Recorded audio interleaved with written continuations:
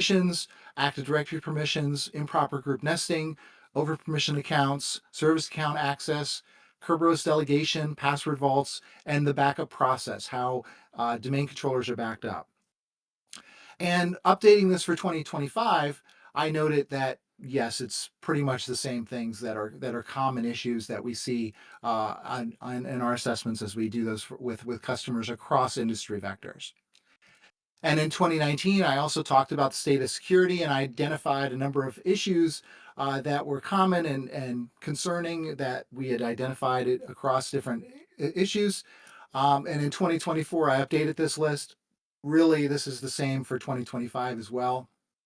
And we start seeing this as going into 2026. So local administrator passwords not managed on workstations or servers, weak domain password policy, service counts in domain admins, accounts with delegated rights to AD, Kerberos delegation, cross-forest administration. That's when you have accounts from one forest and another forest.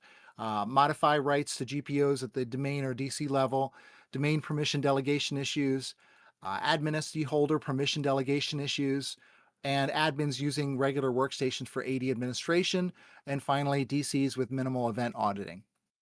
So this is basically the overview of what I'm going to be talking about because these are the most common issues that we see in Active Directory today.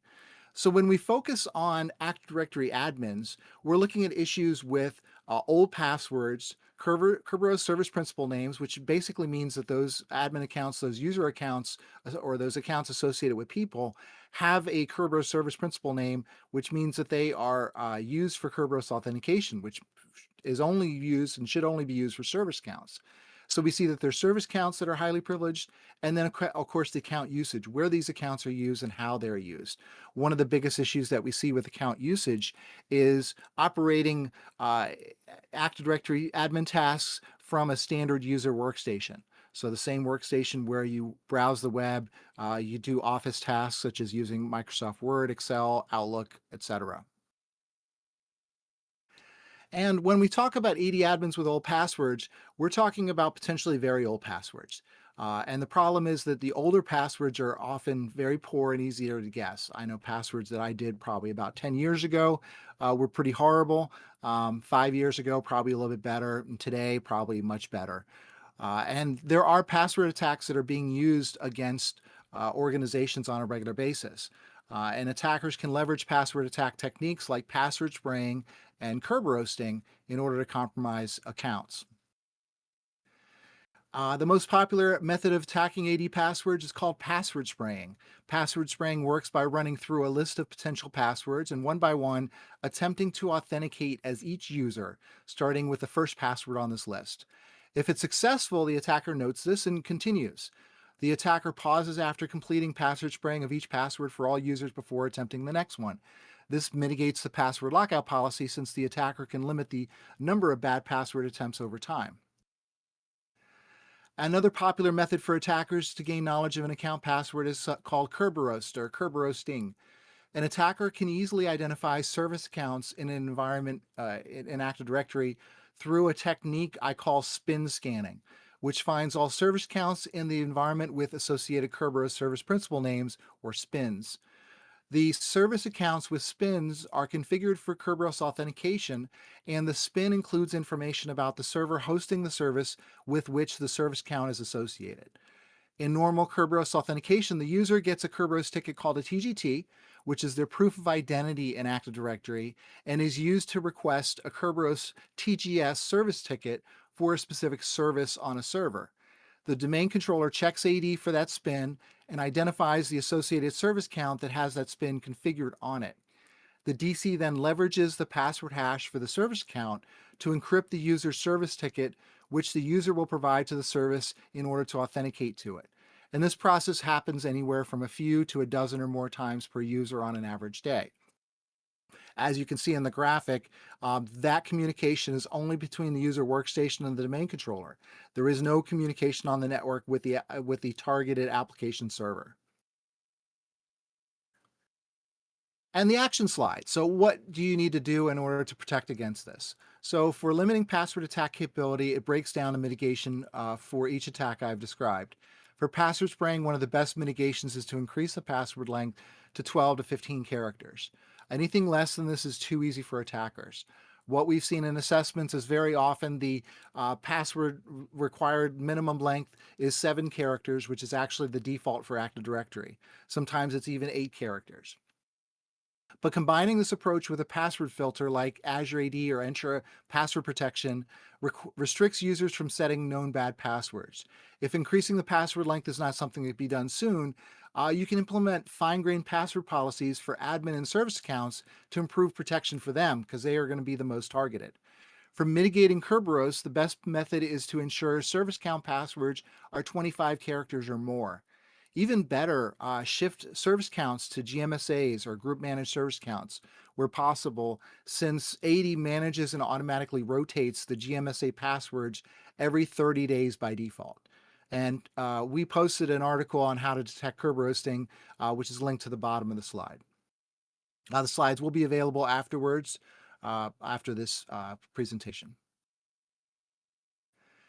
So the default domain administrator account is the backup account. It should only be used as an emergency admin or break glass account when the other ADA admin accounts are inaccessible. It should not be logged on to otherwise, so there should be loud alerting for when logon does occur. This account should never have a spin, since that means it's being used as a service account for a service on a server on the network. If there is a spin on this account, an attacker could compromise that server to compromise AD, or they could Kerberos the domain administrator account and get that password to compromise AD. If this account is disabled, that's great, but are you monitoring for it being re-enabled? So this is one of those special accounts that need special controls and special monitoring of it. So the PowerShell command at the top of the slide should provide you with a good list of who the AD admins are in your environment, or you can use the link at the bottom of the slide.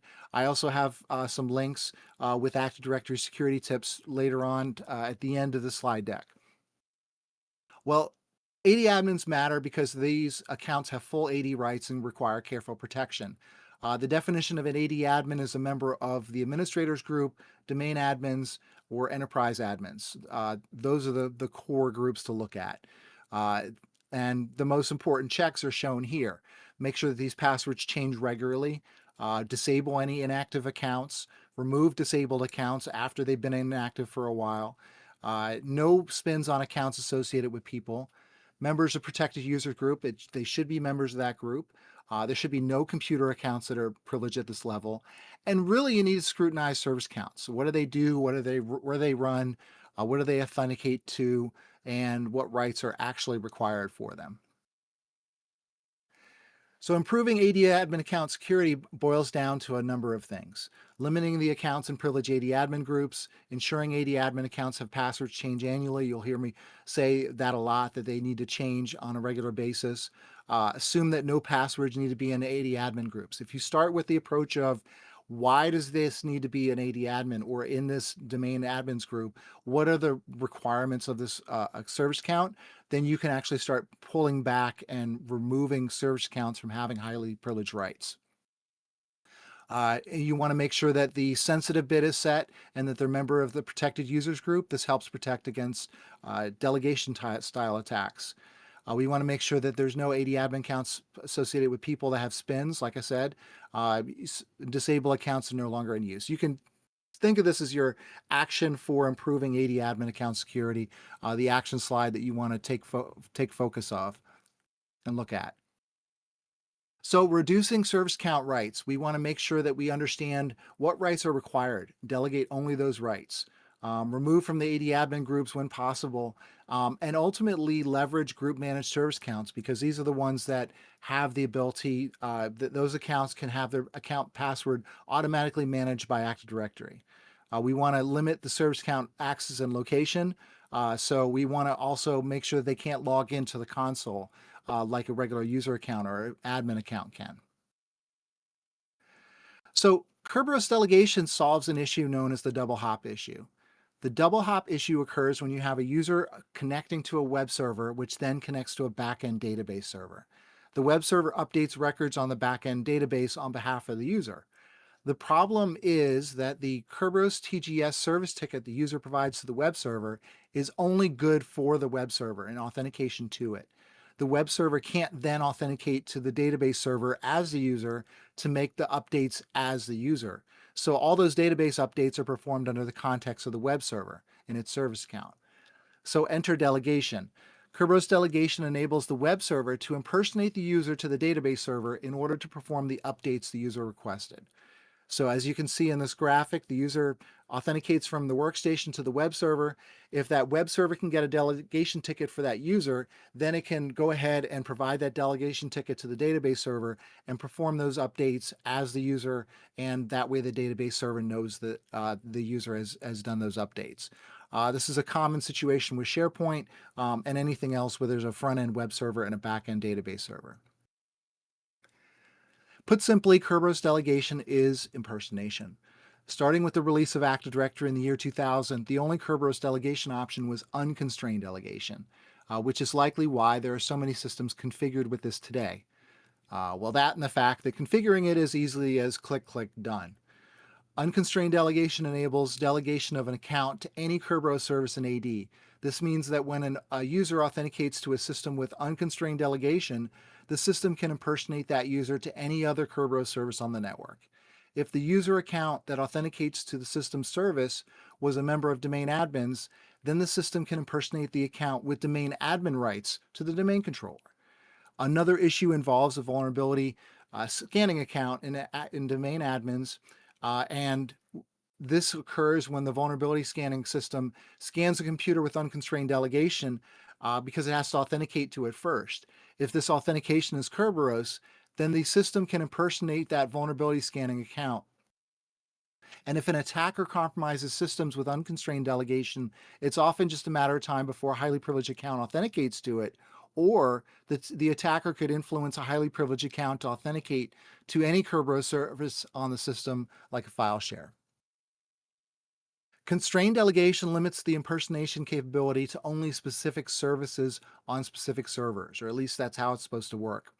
In practice, constrained delegation only really limits delegation to specific servers and the services they host. This is better than unconstrained, since the system with this type of delegation can't get a delegation ticket that works to just any server in AD like unconstrained delegation.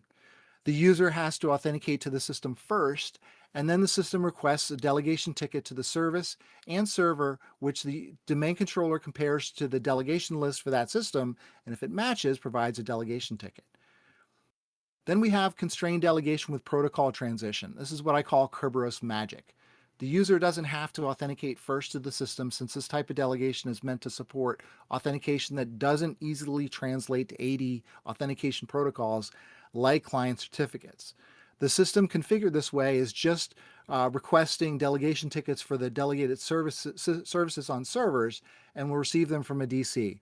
So basically, constrained with protocol transition basically means that that web server can just say, hey, domain controller, this user authenticated to me, I need a delegation ticket. So there's no proof that actually happens. And the last mention here is resource-based constrained delegation, which changes the delegation path, where instead of the delegation is configured on the web server from the previous slide, it would be configured on the database server. This type of delegation was meant to provide the resource more control over delegation to it. So I have an action slide here, which covers Kerberos delegation and protection of it. It starts with protecting the AD admin accounts from delegation attacks with the sensitive flag. Identify what systems are configured with delegation, and if they don't have Kerberos spins, you can remove that delegation since they aren't talking Kerberos anymore. Then the best mitigation methods include getting all AD admin accounts in the protected users group and converting unconstrained delegation to constrained.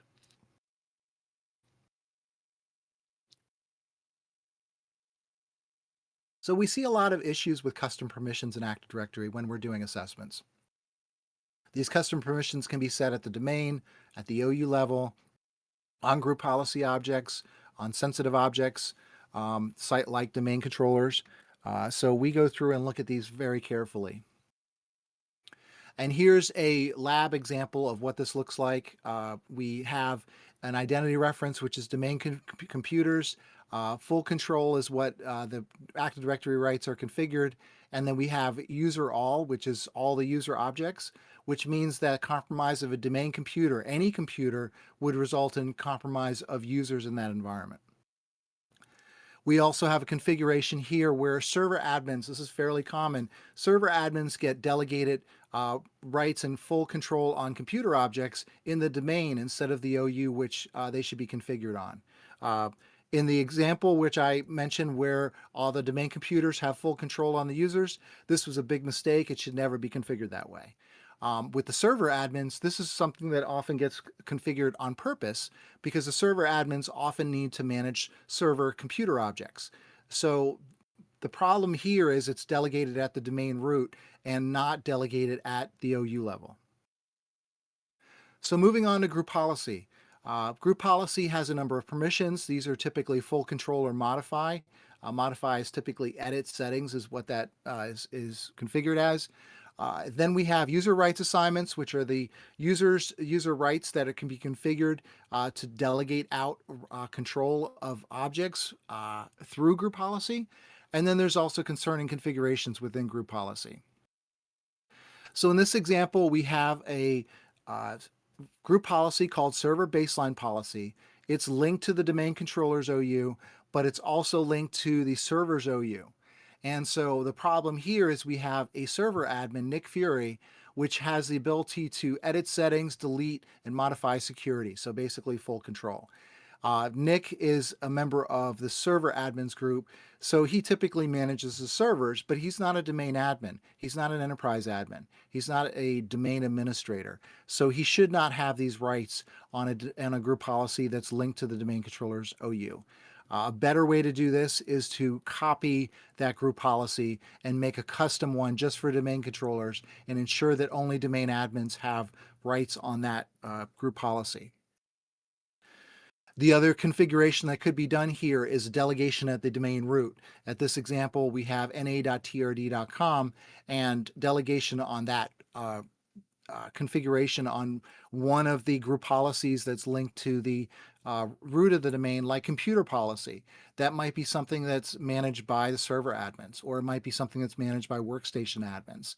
The problem with that is since that group policy is linked to the domain root, those admins that are delegated access to that group policy have the ability to install or run code on all the computers in the environment. They can also change the security settings. They can add local administrators to that to those computers that policy applies to it. In this case, it'd be all of them in the domain, including domain controllers. So domain controller security is very important. We see often issues with print spooler service running, all sorts of installed applications and agents, event auditing not configured fully, old versions of VMware tools, still running a Windows Server 2012 or older on the DCs, user rights assignments applied to DCs via group policy, and insecure remote access tools. When it comes to print spooler service, there's no reason to have the print spooler service running on domain controllers anymore. It's too much of a vulnerability. Printer bug spool sample is a no-fix vulnerability in the print spooler notification that can coerce authentication that can be captured or relayed. There's attack surface still left over for print nightmare. Security researchers are still actively looking into print spooler service because of legacy issues and other things. So really the print spooler service should be disabled on all DCs and any servers that don't actually use it or are operating as a print server. So here are the most important DC auditing settings. I'm not going to cover all of these. Pretty much all of these are configured to log success and failure, and I'm not going to spend too much time on the slide except to point out audit Kerberos service ticket operations, success. This is how you can detect Kerberosting, which is the event ID 4769. And then audit special logon on the right side. This is interesting because with audit special logon, typically if you want to monitor logon events, you would go ahead and audit logon success and failure, and that would result in getting logs for everyone who logs on. Well, maybe you're in an environment where you just can't do that.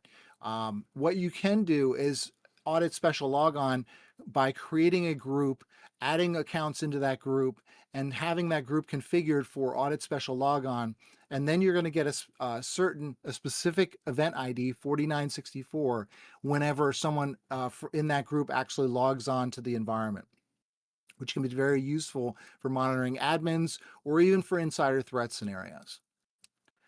And so I mentioned user rights assignment, especially when it comes to domain controller security. There's these user rights assignments which are very important and need to be configured appropriately. Add workstations to domain. Only 80 admins in specific groups or accounts should have this right. Allow logon locally and allow logs on through terminal services or RDP. Only domain admins or administrators should have that right. Debug programs, administrators typically has this. It's really not required for anything, and it can add an extra hop and step for anyone running Mimikatz, because when they set debug permissions on Mimikatz, it's not actually going to work even if they're an admin. Enable computer and user accounts to be trusted for delegation for Kerberos. Only domain admins or administrators should have this right. This enables the ability for anyone delegated this right to be able to configure delegation. Delegation should be something only configured by 80 admins. Load and unload device drivers. This right can be used to compromise the DC, so don't have this configured for any group or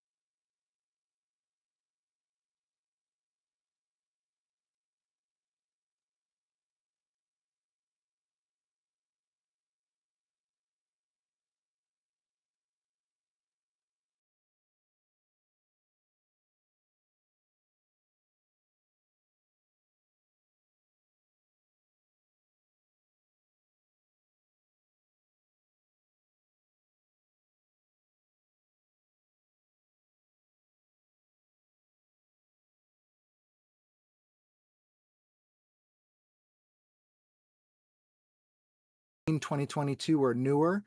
Since 2012, 2012 R2 left extended support a couple years ago. We want to ensure that our DCs are regularly patched. And here are the action items for DC security, and I'm not going to go through all these. But let's talk about Active Directory certificate services. So this is something that attackers are targeting and going after on a regular basis. So we want to make sure that we cover this and have some good ideas on how to fix this. So with ADCS, there are common issues in just about every environment relating to auditing, misconfigured certificate templates. So this could be subject alternate name without management approval. This could be a sub CA certificate without a manager approval. Basically, you can create your own CA that's subordinate to the main one. Over permissive AD object ACLs. So authenticated users with generic all would be an example of this. Vulnerable PKI object access control, so the AD permissions themselves, or something set like edit if or edit F attribute subject alt name to, which I'm going to cover in just a minute, or HTTP enrollment enabled. So with a Microsoft PKI environment, a ADCS environment, when you create the CA, this is the auditing that's actually configured. And this is the auditing that really should be configured. So everything should be, all the auditing options should be turned on, and they're not. When we talk about templates with dangerous configurations, what we mean is that a template is a set of configurations that makes creating and assigning certificates to entities more efficient and consistent. An ADCS template configured where a user can set the certificate subject. In that case, the user can request a certificate for the AD user, including AD admins. So we perform Active Directory security assessments that include review of ADCS environment. And during the assessments that include ADCS, we have found this dangerous configuration most of the time. And so edit F attribute subject alt name to. So this is a situation where the user themselves can actually specify this subject alternate name, and can those user defined values enable the user to request a CA certificate for anyone that they want to. So this can be an AD admin. It could actually be a domain controller. And Microsoft says, don't configure this on an enterprise CA. Don't use this. So secure your HTTP endpoints. We want to enforce HTTPS and enable extended protection for authentication, EPA. Disable NTLM auth on IIS on your ADCS servers. Disable NT-auth on your ADCS servers. And remove all ADCS HTTP endpoints. And so our action slide here. There's lots of areas and default configs for attackers to take advantage of. Again, when we were working at Trimark, we found these critical issues in 99% of environments with ADCS. Now at TrustedSec, we still see those same issues. And we want to perform the following to improve ADCS security. We want to check these items. One of the best ways to do this is the free PowerShell tool called Locksmith. What the great thing about Locksmith compared to a lot of the other tools that are out there that will identify issues with ADCS is that it will actually identify how to fix that issue by identifying and showing commands that you can run using certutil to go ahead and configure the system the way it should be set. So this example has identified that auditing is not fully enabled, and if you run this fix, it will go ahead and turn on auditing on your CA servers. And yes, this is a default configuration. I stood up ADCS in my lab, and this was the issue that I identified with ADCS. Now, how can we make sure that we have AD in a pretty good place? I have a whole bunch of AD security tips that I put together over the past 6 months plus. They're all linked on this page. Again, the slides are going to be available after this. And you can click on any of them to get information on how to better secure these areas. And one of the better ways to do this is to actually run PowerShell that helps you identify what the issues are and how they're configured. So you can go ahead and click through this. You could also go to adsecurity.org and go to the tag Active Directory Security Tip, which provides the information on all 16 of these. So it wouldn't be a stream without some information about what we do. We do proactive security assessments in order to help you identify the security in your environment and level it up. We have proactive security assessments. The ADCS or ADSA and the MCSA are very much like what we did with Trimark. Now over at TrustedSec, we've added things like a specific ADCS hardening environments check. We have endpoints in Intune, backup infrastructure, Azure infrastructure, AWS, and other professional services. So to conclude, these are typical security issues in most enterprise AD environments. Identifying the common security issues and resolving them improves system security, and fixing these issues improves your breach resilience. I recently published an article about password spraying and how to detect that with a honeypot account. So that's a great thing to check out on the TrustedSec blog. So now we'll go into the AMA portion of this presentation. So Kelsey, if you can highlight any questions that people have, I would appreciate that. Yeah, absolutely. Yeah, if you have any questions, feel free to send them in now on Discord or on YouTube. But yeah, thanks so much, Sean, for that presentation. And everyone, if you have questions after the fact, Sean's on the Discord. Feel free to send him a message in general or something like that. We have a couple people typing, so I'll let you do your thing. Okay, I'm looking to see.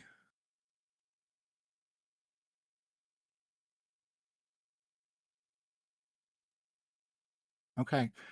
We don't have any questions yet, so if you have a question, please feel free to chime in and give us a question. Seth D asks, how does ADCS security uh buffed up with patches that went live in May 2025 concerning ESC1 and strong enforcement mode?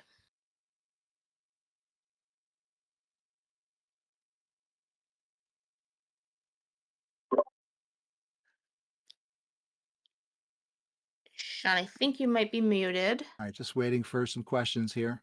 Oh, sorry, I just read one out. Um, I'll re I'll read it again for you. Um, Steph D asks, how does ADCS security, how is it buffed up with the patches that went live on May 2025 concerning ESC1 and strong enforcement mode?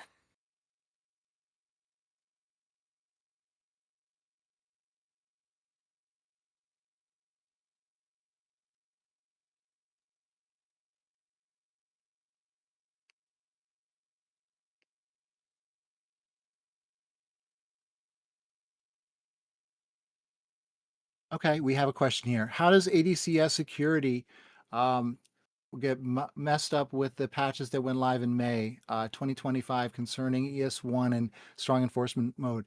That is a good question. I don't know that specific answer about how those changes were made last year, but I'll look that up and see if we can provide some of that information.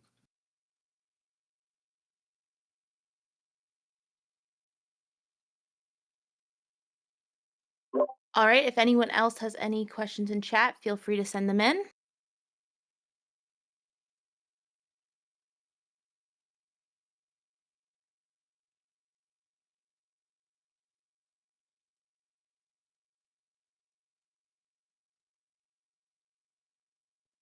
All right, I think we're all set. Doesn't look like we have any questions on the YouTube either.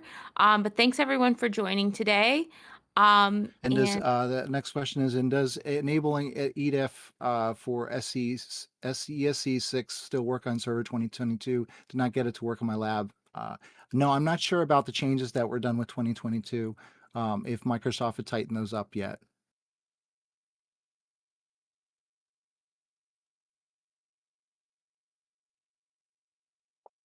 All right, any other questions, or if there aren't, we'll close this up then. yep, Sean, I think there might be something going on with your audio. But yeah, thanks everyone for joining today. Um, and uh, our next chat is at the end of March, so keep an eye out for that. And yeah, thanks everyone. Feel free to send any lingering questions in general if something comes up after the fact. And have a great rest of your Thursday.